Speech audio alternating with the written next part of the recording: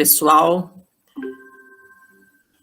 Quando eu fui convidada a fazer essa explanação, nesta data, recordei-me das maravilhosas palestras do Haroldo e do Divaldo que eu havia ouvido. Portanto, nesta noite, faremos uma leitura comentada sobre a missão espiritual do Brasil. Que Deus nos proteja a todos, nos ilumine. O que é uma missão espiritual? Missão espiritual é encargo. Missão é um conjunto de lutas e sacrifícios que você terá que fazer, que você terá que sustentar durante a vida inteira. E não há ninguém que encarne sem uma missão. E não é o tamanho da tarefa que define a missão ou o missionário. Porque nós já aprendemos que aquele que é fiel no pouco é fiel no muito. Então, nós espíritas, que já compreendemos sobre a imortalidade da alma, sobre a reencarnação, temos que saber a responsabilidade de um missionário. Quando se fala que o Brasil tem uma missão, todos imaginam muito glamour. Não. Glamour é cumprir a missão. Sim, o Brasil, a pátria do Evangelho, tem uma missão espiritual que já está sendo cumprida há quase 600 anos. No livro Culto no Lar, psicografado por Chico Xavier, Emmanuel nos diz, olha o texto dele, a Boa Nova seguiu da manjedoura para as praças públicas e avançou da casa humilde de Simão Pedro para a glorificação de Pentecostes. A palavra do Senhor soou primeiramente sob o teto simples de Nazaré. E certo, se fará ouvir de novo, por nosso intermédio, antes de tudo, nos círculos de nossos familiares e afeiçoados, com os quais devemos atender às obrigações que nos competem no tempo, vibrando entre as quatro paredes de um templo doméstico. O que é que o Emmanuel está nos dizendo no início desse texto? Que a missão espiritual do Brasil se cumpre primeiro dentro da nossa casa. Começa no nosso lar. E a pergunta hoje é: o seu lar já é a pátria do Evangelho? Porque o Evangelho começa assim. Jesus não converteu multidões. Jesus converteu corações individualmente. Uma famosa prostituta que se converte na virtuosa Maria de Magdala. Um pescador rude, moralista, Simão Pedro, convertido no pai do Colégio dos Apóstolos. Um jovem dinâmico, inteligente, arrogante, vaidoso, que se converte no apóstolo dos gentios. Mas revelações importantes sobre a missão espiritual do Brasil, da qual falaremos hoje, estão condensadas na obra Brasil, Coração do Mundo, Pátria do Evangelho, psicografado por Francisco Cândido Xavier e ditado pelo espírito Humberto de Campos. Muitos perguntam, por que Emmanuel escolheu um escritor, um homem inteligente, sim, mas que dominava a pena, e não escolheu um historiador para escrever essa obra? Porque Emmanuel, ao escolher o literato, o poeta, amoroso, apaixonado, entusiasmado, ele escolhe um coração para falar do coração do mundo.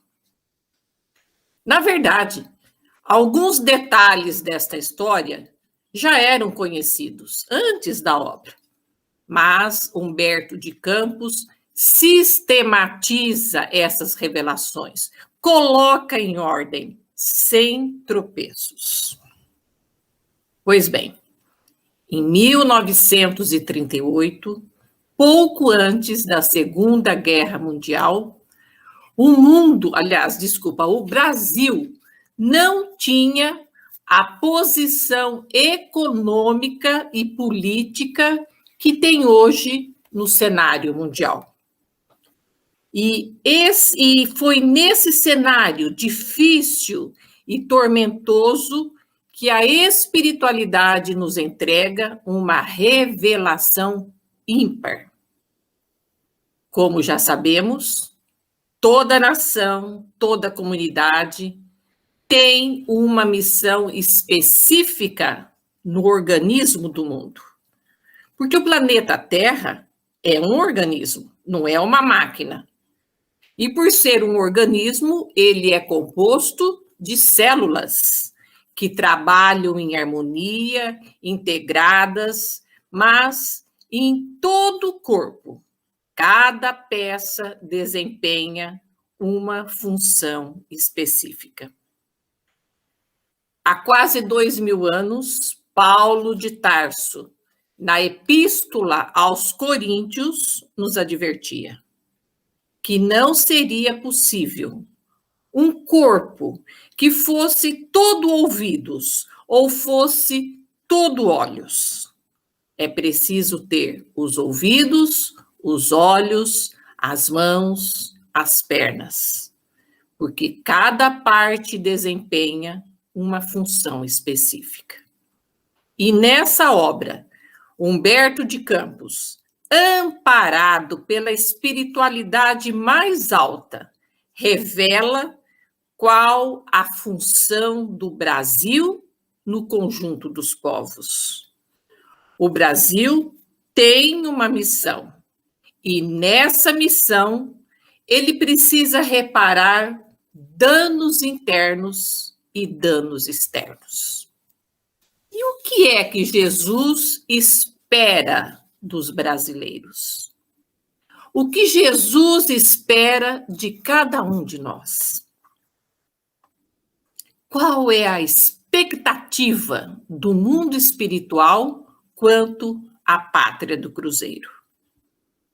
E quando fazemos essas perguntas, é para corrigir em nós mesmos um desvio de perspectiva.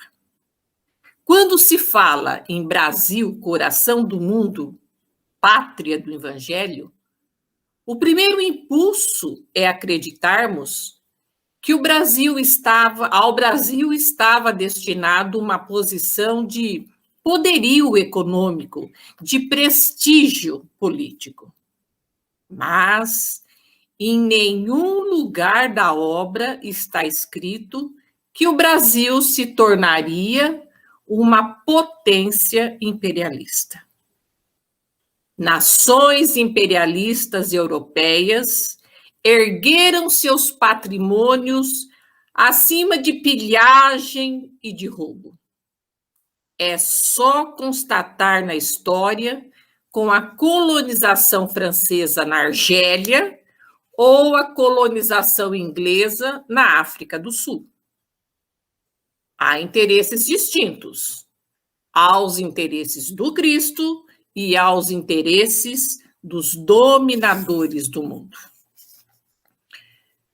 Porque o Cristo, gente, jamais domina escravizando, usurpando. O Cristo não veio para chumbar os nossos pés no mundo material. Ele veio para desenraizarmos dos interesses materiais, para que nós possamos colocar em primeiro lugar o reino de Deus, sabendo que todas as outras coisas nos serão acrescidas. Então, surge uma pergunta desafiadora. Como conciliar o poderio econômico e político nesse mundo com o Evangelho? Qual nação poderosa do planeta se ergueu sem a espoliação e a violência? Alguém sabe?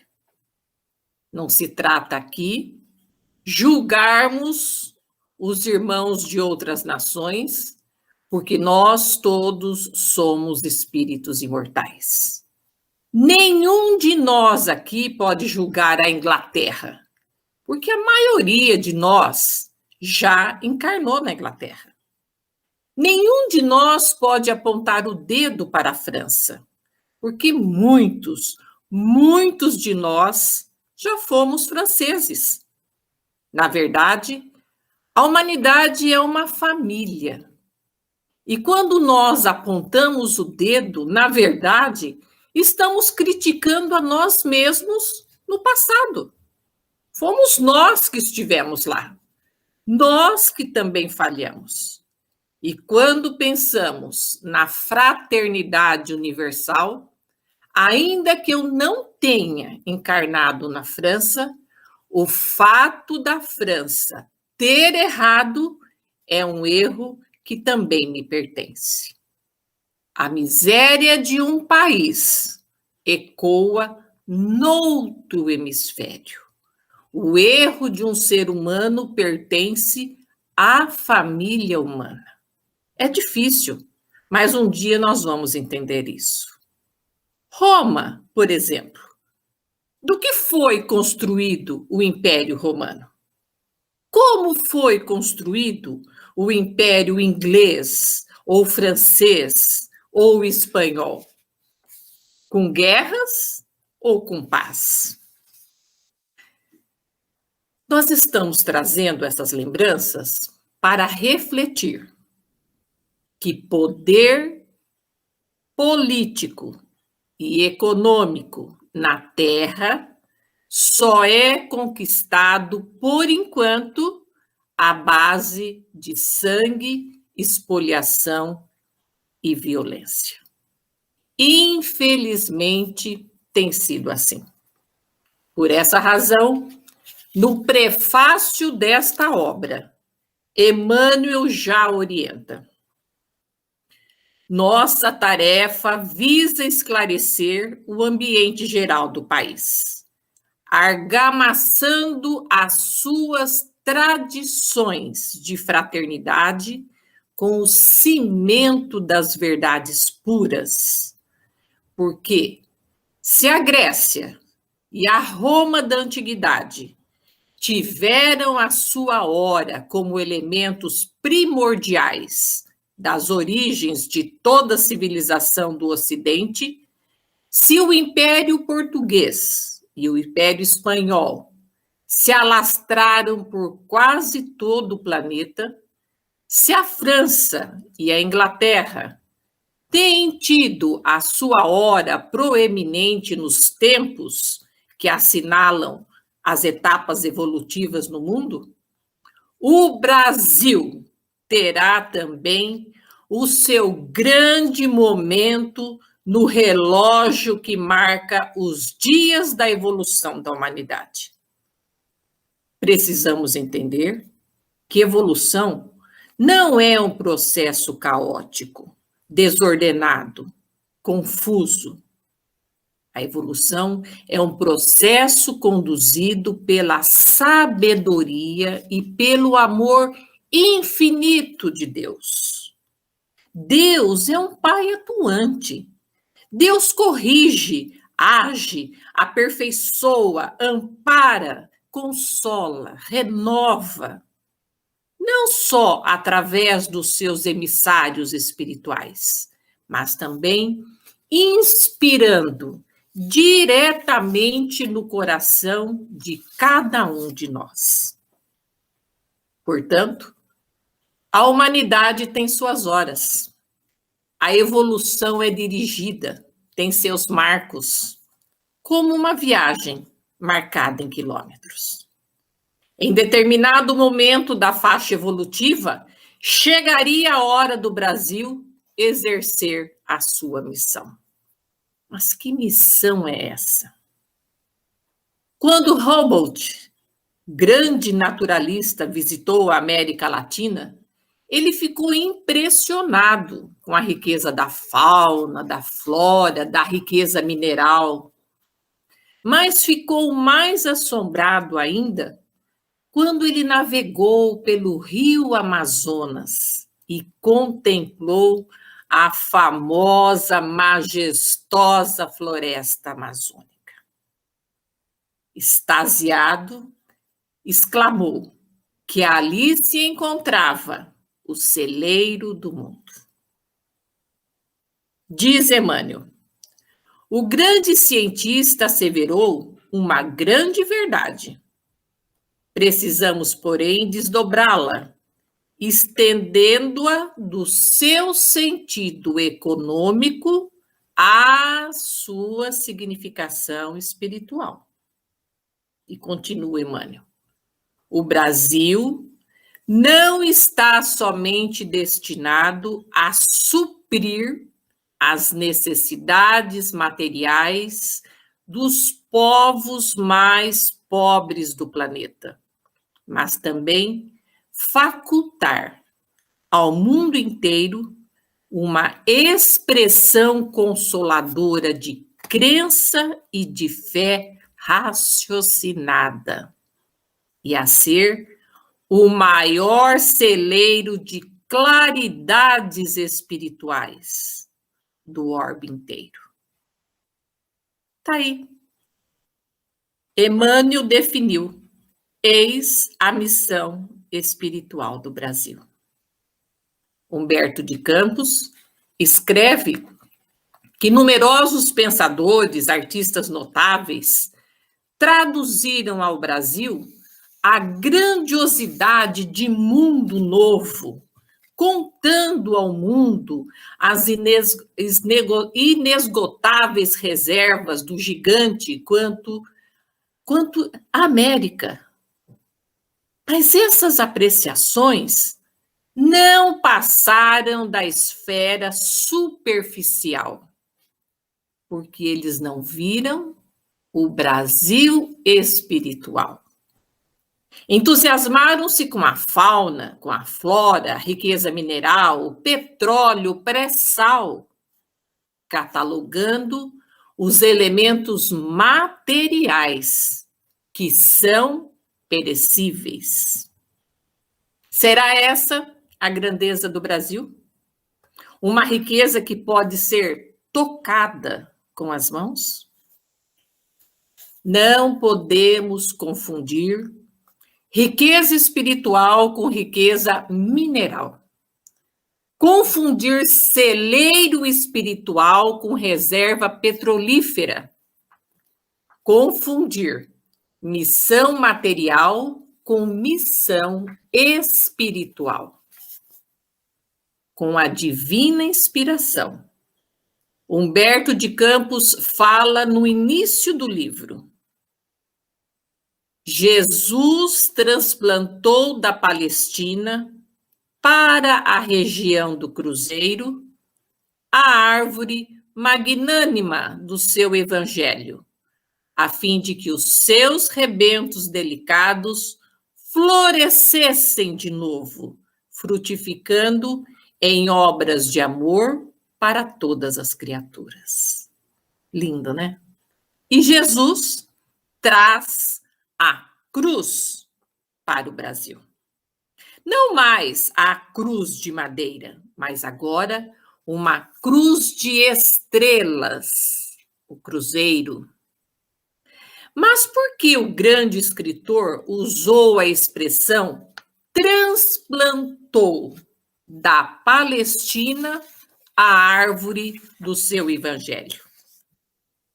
Porque a árvore tem história. E essa história está registrada nela mesma. A sua idade, o seu crescimento, todo o cuidado que ela recebeu.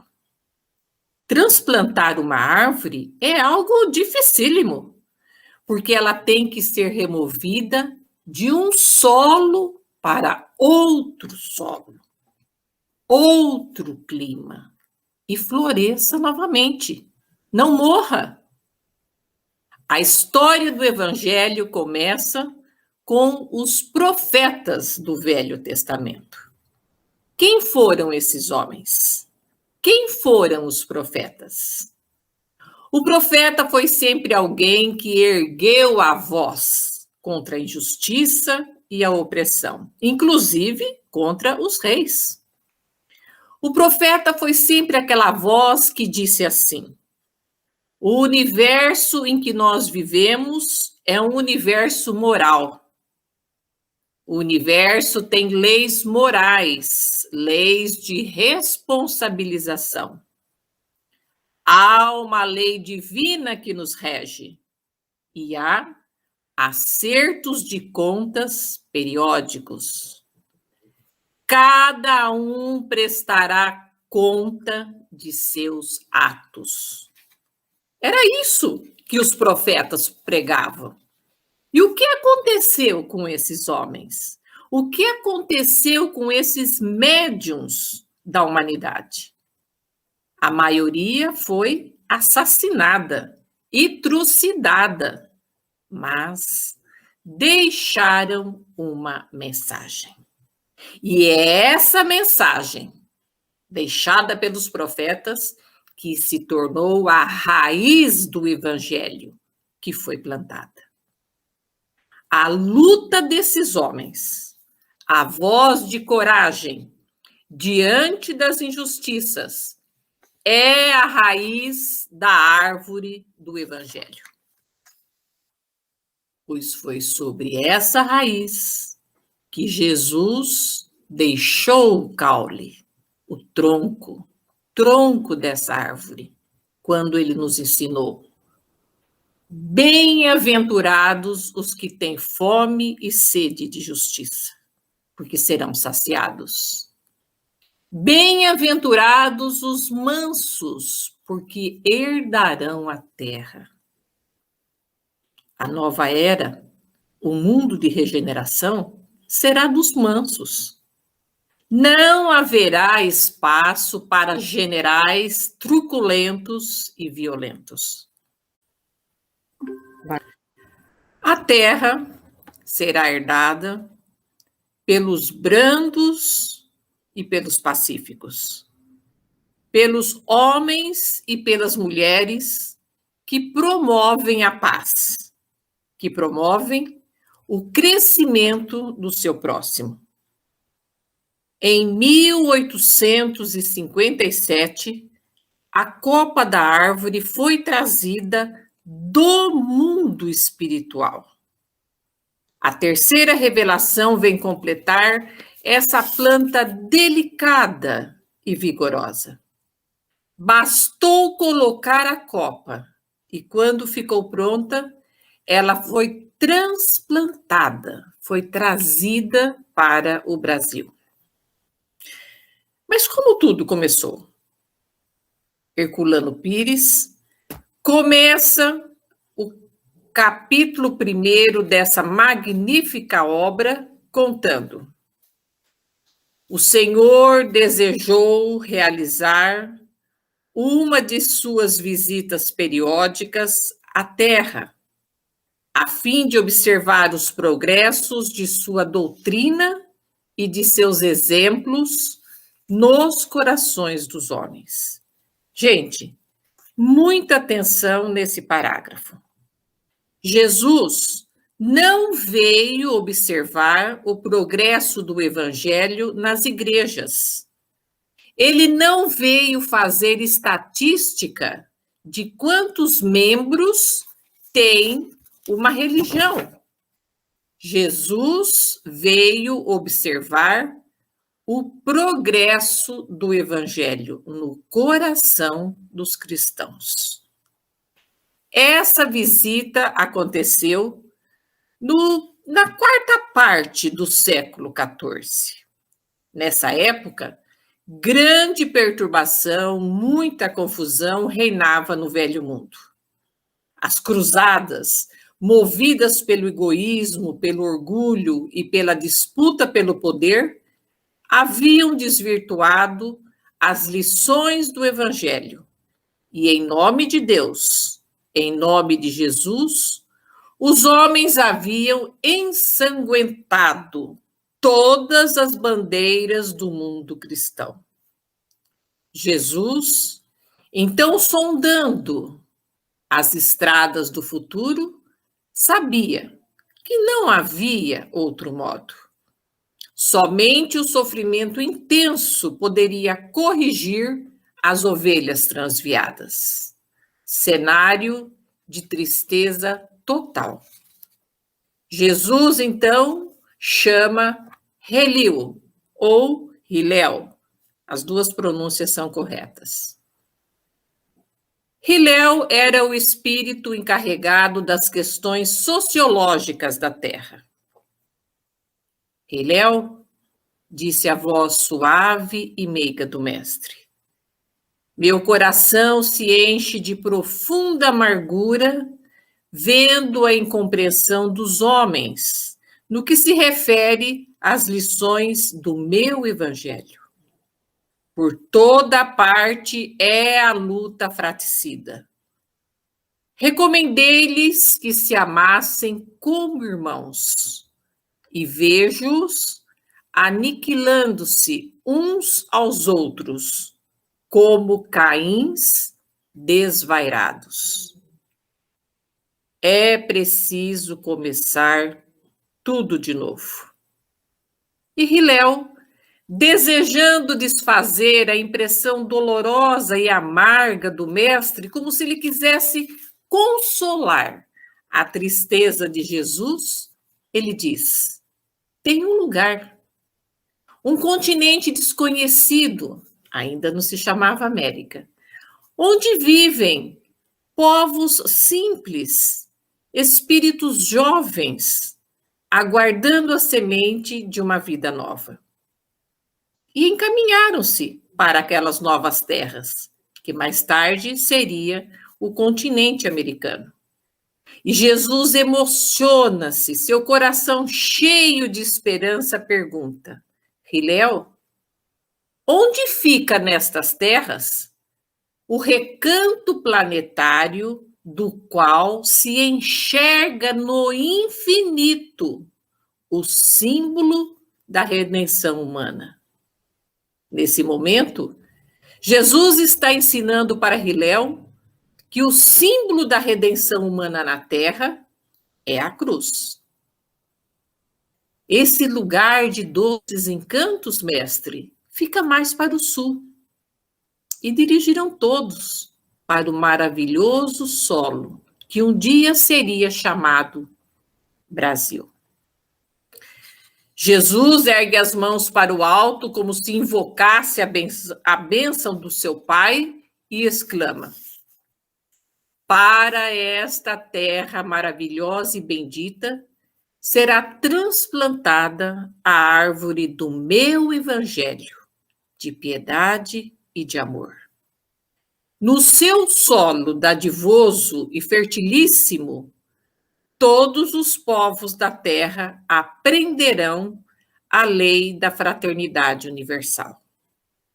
Aqui, Hilel, sob a luz misericordiosa das estrelas da cruz, ficará localizado o coração do mundo.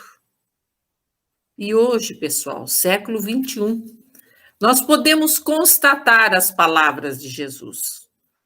qualquer estrangeiro que chegue ao Brasil percebe essa característica fraternal, esse convívio pacífico entre as várias etnias e as várias crenças.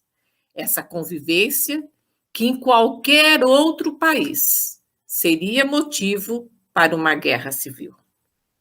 E continua Jesus: sob estes céus serão entoados os rosanas mais ternos à misericórdia do Pai Celestial. Tu, Hilel, te corporificarás na terra, no seio do povo mais pobre e mais trabalhador do Ocidente. Jesus estava avisando a Hilel que ele iria reencarnar em solo português, que teria que construir uma excelente escola de navegação, teria que estimular a construção de navios, cartas náuticas, para dar condições das novas terras serem descobertas. Hilel foi o maior sábio, o maior mestre do povo hebreu na Palestina. Foi contemporâneo de Jesus e fundou a maior e a mais famosa escola bíblica. Desencarnou pouco tempo antes de Jesus. Já no fim do século, em 1394, renasce Hilel, em Portugal. Chamou-se Henrique, o Infante de Sagres, e fundou a mais famosa escola de navegação da Europa.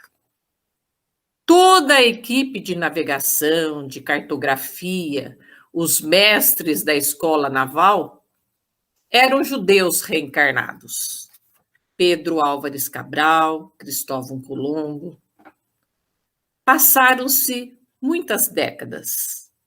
E mesmo após o seu desencarne, Hilel, ou Dom Henrique de Sagres, continuava no mundo espiritual em ativa colaboração, orientando as navegações.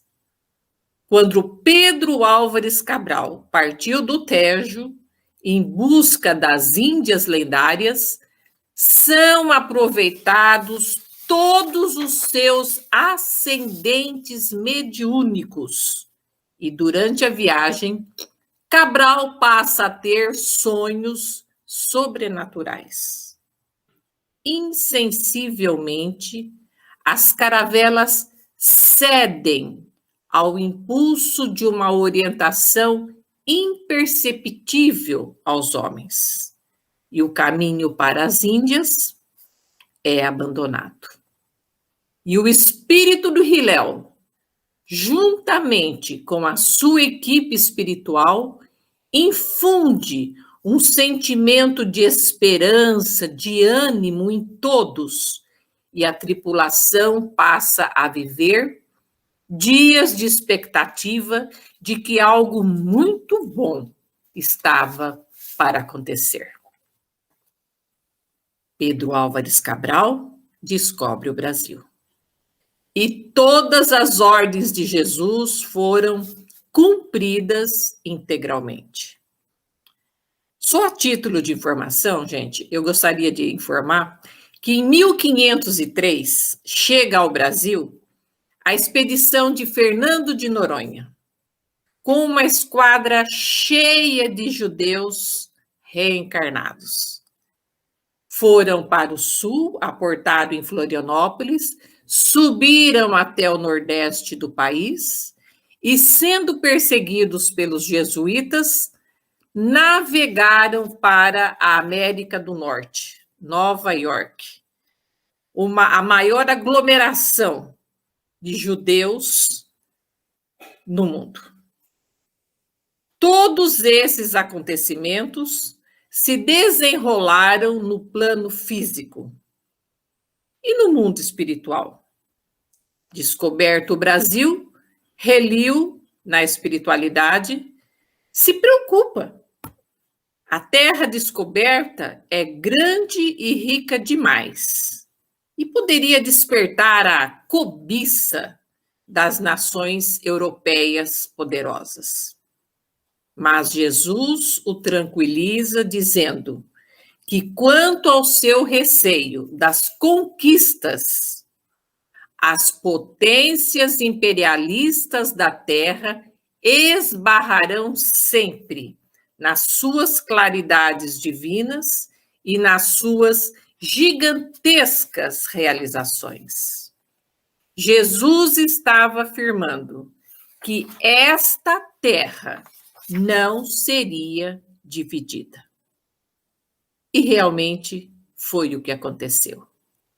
O Brasil gigantesco, riquíssimo, presa aparentemente fácil para a pilhagem mundial, pois tinha em sua defesa, após apenas o minúsculo Portugal, atravessou séculos, sendo atacado e sendo explorado, mas sem perder uma fração do seu imenso território, com 8.000 quilômetros de costa aberta para o mar.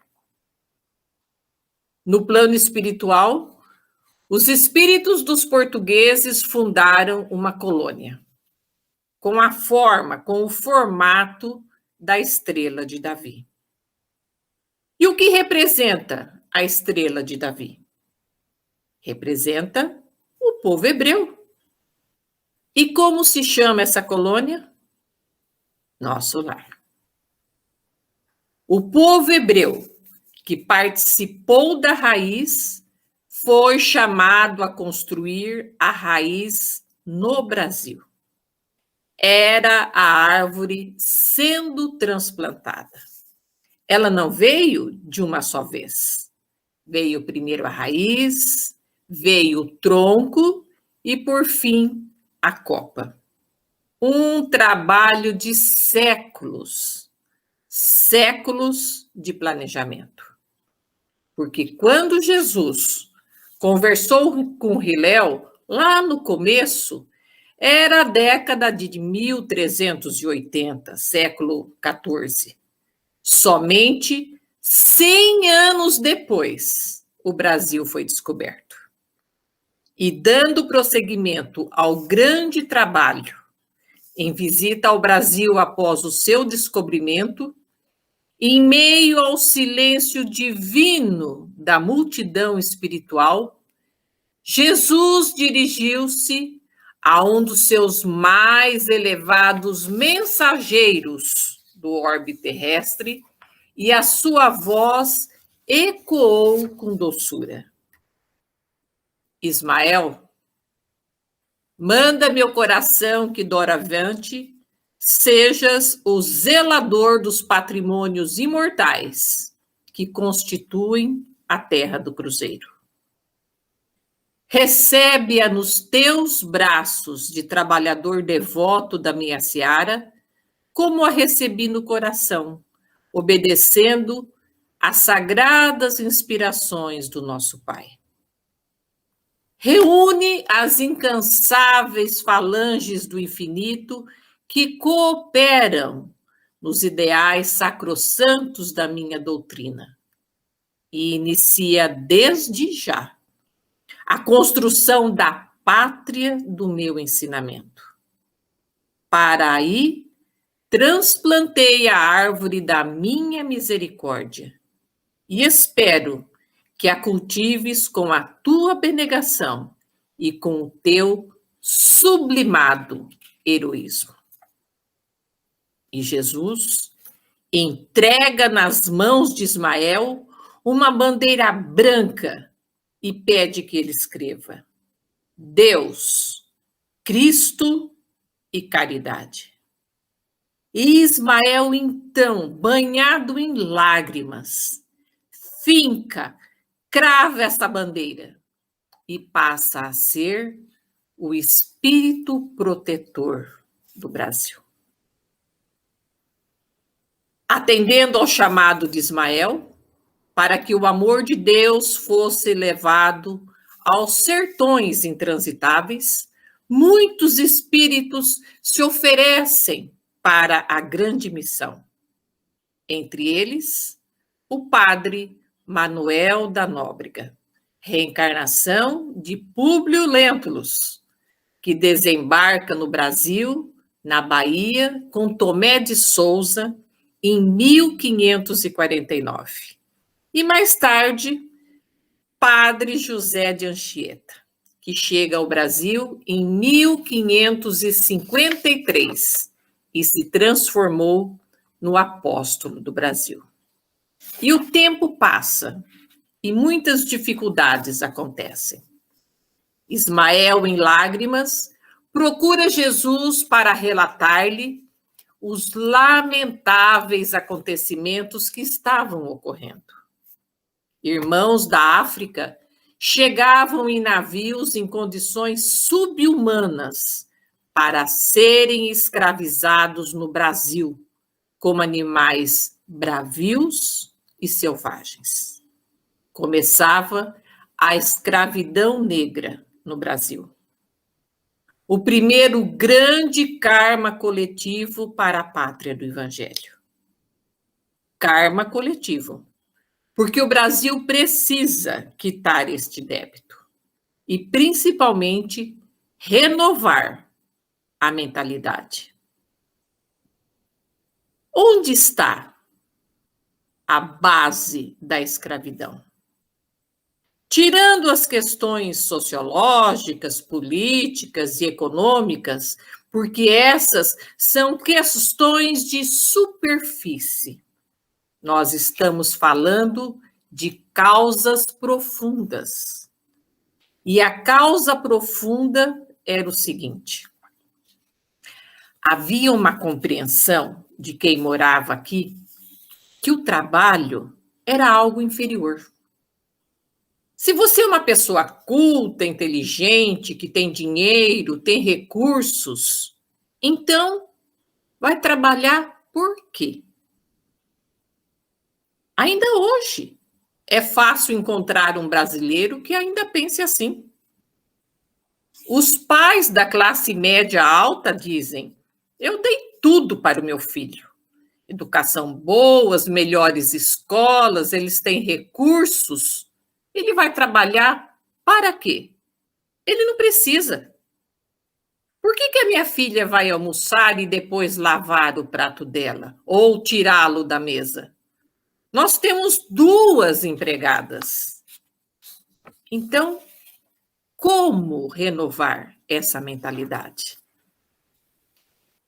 Quantas encarnações são necessárias para renovar essa mentalidade? Isso está impregnado no nosso espírito. Trabalho é coisa de gente inferior. Por isso, foram trazidos os escravos e os temos até hoje.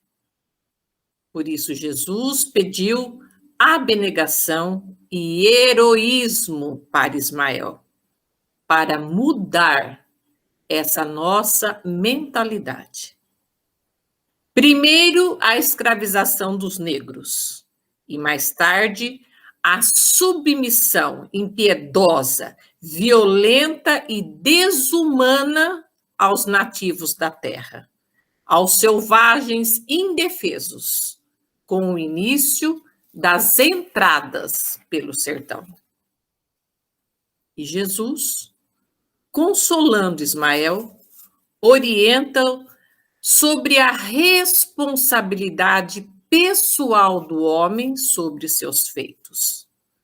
Não se pode tolher-lhe a liberdade, mas não se pode esquecer também que existe a imortal justiça divina, onde cada um receberá de conformidade com seus atos.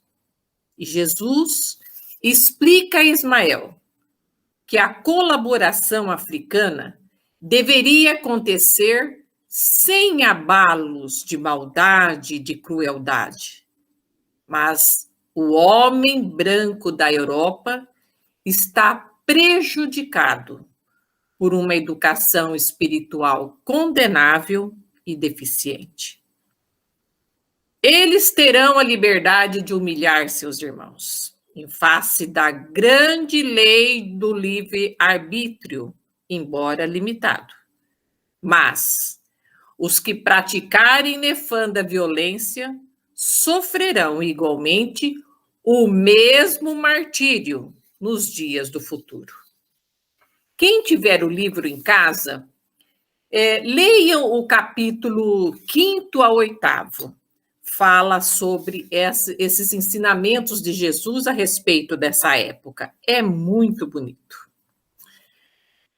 Mas, afinal, chegou o momento em que a terra brasileira deveria adquirir a sua maioridade política. O Brasil estava maduro e a opressão portuguesa se tornava insuportável. O povo miserável era esmagado pelo peso dos impostos desumanos numa terra onde tinha tanta riqueza que poderia dar para todos.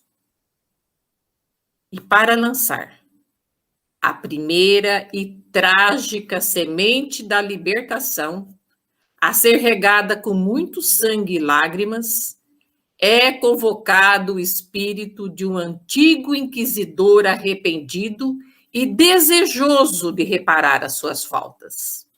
Esse homem é Joaquim José da Silva Xavier, o Tiradentes, líder de um grupo de intelectuais que, reunidos em Vila Rica, atual Ouro Preto, sonharam com a libertação do Brasil. O movimento aparentemente fracassou com a morte e o degredo perpétuo dos sonhadores, pela denúncia de Silvério dos Reis. Tiradentes foi sentenciado a morrer na forca, conservado seu cadáver insepulto e esquartejado para servir de exemplo aos que tentassem novas traições à coroa portuguesa. Tiradentes entrega seu espírito a Deus nos suplícios da forca em 21 de abril de 1792.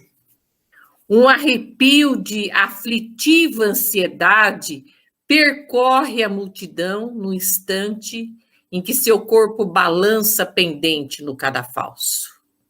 Mas, neste momento, Ismael recebia em seus braços carinhosos e fraternais a alma edificada e redimida de Tiradentes, que passaria a ser um símbolo para a posteridade, com seu heroísmo resignado nos sofrimentos purificadores, espargindo bênçãos sobre a terra do Cruzeiro em todos os séculos do seu futuro. A situação política na Europa estava agitada, mas tudo foi sabiamente aproveitado pelo atento mundo espiritual para o crescimento da jovem nação.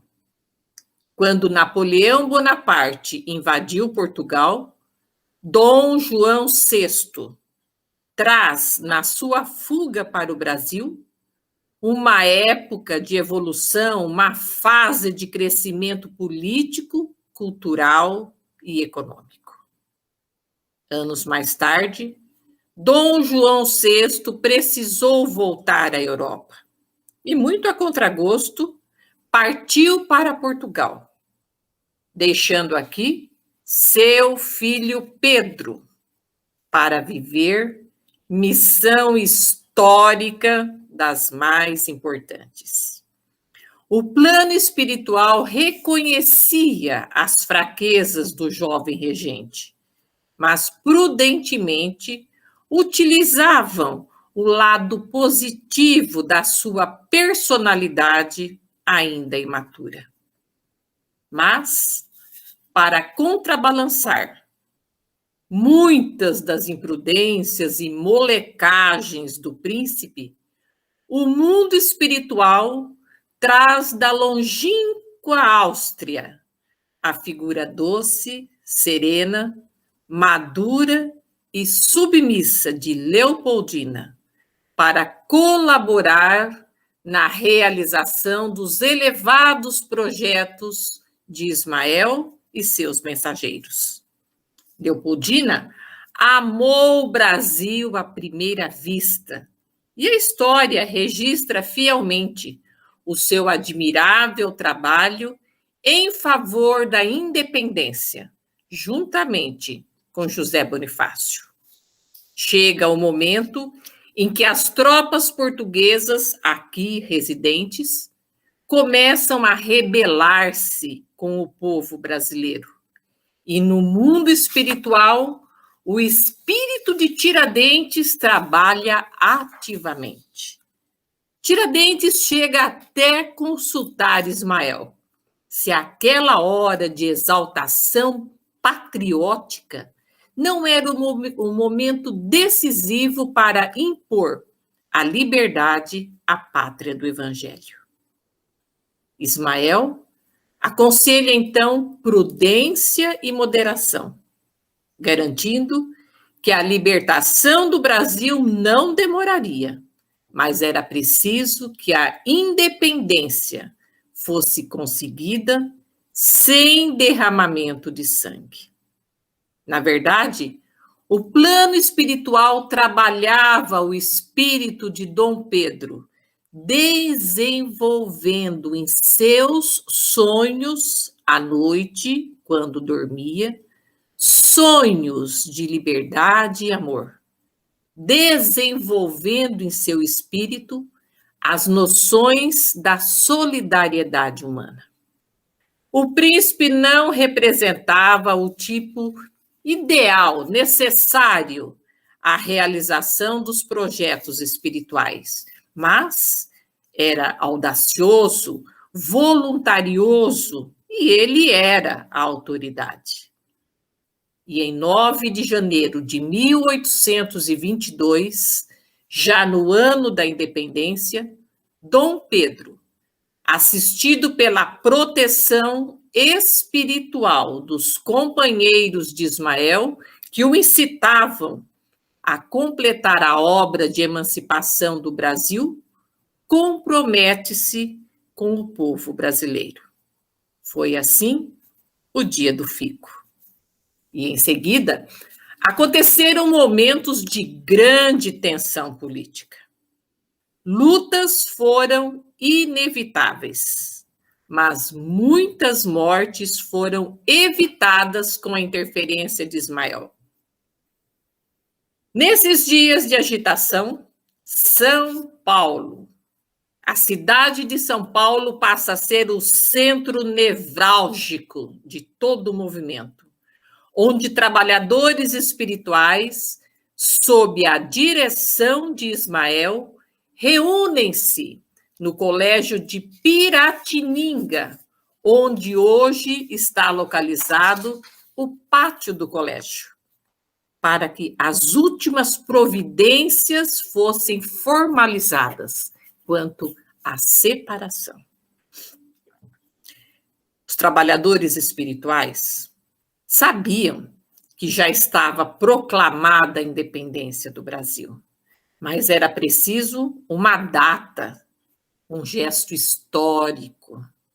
E Tiradentes é mais uma vez chamado à ação direta, com a incumbência de acompanhar Dom Pedro no seu regresso ao Rio. Ele voltava de uma viagem de Minas Gerais, mas era em São Paulo que deveria partir o brado libertador.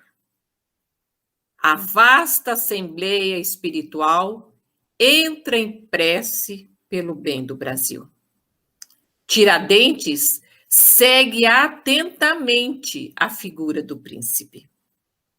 A estratégia espiritual elaborada por Ismael se desenrola com a chegada providencial do correio até o ponto em que, sem suspeitar, de que era um dócil instrumento de um emissário invisível que velava pela grandeza da pátria, Dom Pedro deixa escapar, às margens do Ipiranga, o grito de independência ou morte. Era, pois, o toque pessoal de Tiradentes na formalização da independência do Brasil. O tempo passa. Ismael confidencia a Jesus os dias turbulentos e os tumultuosos acontecimentos políticos que aconteciam. E Jesus considera, então, a necessidade de centralizar todas as atividades do Brasil num centro de exemplos e virtudes para modelo geral de todos. E Jesus chama Longinos à sua presença. Ele estava no Brasil. Quem era Longinos? Sim, aquele soldado que, num ato de ilimitada crueldade, havia perfurado o peito de Jesus na cruz com uma lança. Gente, Jesus, que andou sobre as águas, aquele que multiplicou os pães, que curou leprosos, porque ele não impediu que a lança entrasse em seu corpo. E o Cristo, governador espiritual do planeta, olhou profundamente para os olhos daquele soldado. Muitos séculos se passam, até que Jesus chama esse espírito, o que havia maldosamente cravado a lança, e fala: Longinos, quer redimir definitivamente o seu espírito? Na verdade, as palavras de Jesus foram: entre as nações do orbe terrestre, organizei o Brasil como o coração do mundo. Minha assistência misericordiosa tem velado constantemente pelos seus destinos e, inspirando a Ismael e seus companheiros do infinito, consegui evitar que a pilhagem das nações ricas e poderosas fragmentasse o seu vasto território, cuja configuração geográfica representa o órgão do sentimento no planeta. E Jesus discorre sobre o grande trabalho que teria que ser feito num lugar onde o sofrimento e a dor purificam as almas. Um lugar onde a noite é escura, mas não sem estrelas. Você vai ser, Longinos, o imperador do Brasil. Sente-se o teu coração com a necessária fortaleza para cumprir uma grande missão na pátria do Evangelho? Pergunta Jesus. Senhor, respondeu Longinos esperançoso, bem conheces o meu elevado propósito de aprender as vossas lições divinas e de servir a causa das vossas verdades sublimes na face triste da terra. Muitas existências de dor tenho voluntariamente experimentado para agravar no íntimo do meu espírito a compreensão do vosso amor infinito que não pude entender ao pé da cruz de vossos martírios no Calvário. Assim, é com indivisível alegria que receberei vossa incumbência para trabalhar na terra generosa, onde se encontra a árvore magnânima da vossa inesgotável misericórdia. E então, no dia 2 de dezembro de 1825. Longinos, que no Brasil já havia vivido como Padre José de Anchieta, reencarna como Dom Pedro II. Um homem de nobre grandeza que nos momentos mais críticos soube conduzir o Brasil sem nenhuma revolução, sem nenhuma violência. E Humberto de Campos vai dizer: era o imperador mais republicano que o Brasil conheceu. Então, pessoal, quando alguém perguntar por que o espiritismo é gigante no Brasil? Porque aqui é o celeiro espiritual do mundo. Obrigada pela atenção de todos e eu gostaria de encerrar a nossa explanação de hoje com a prece do anjo Ismael.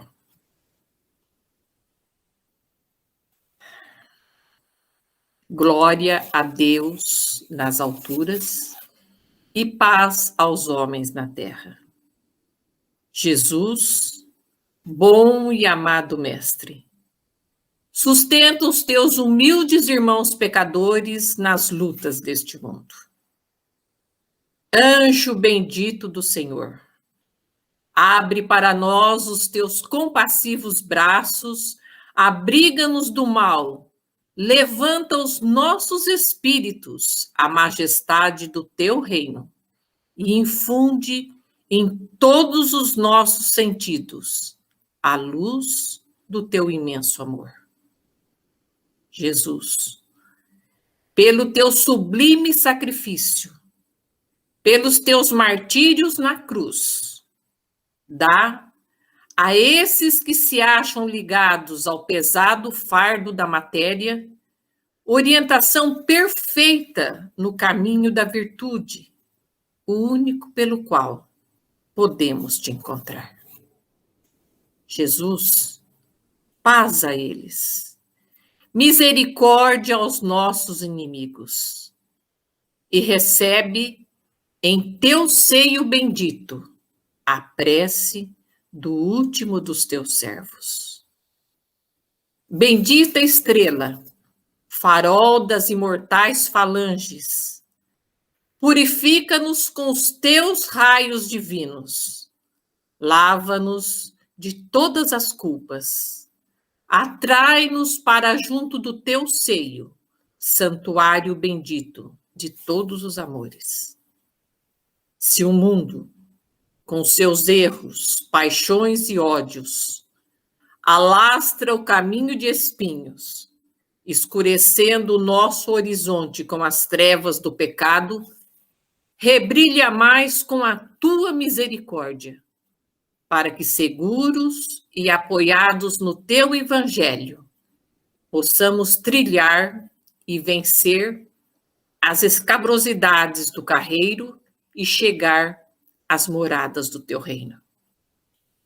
Amiga estrela, farol dos pecadores e dos justos, abre o teu seio divino e recebe a nossa súplica pela humanidade inteira. Que assim seja.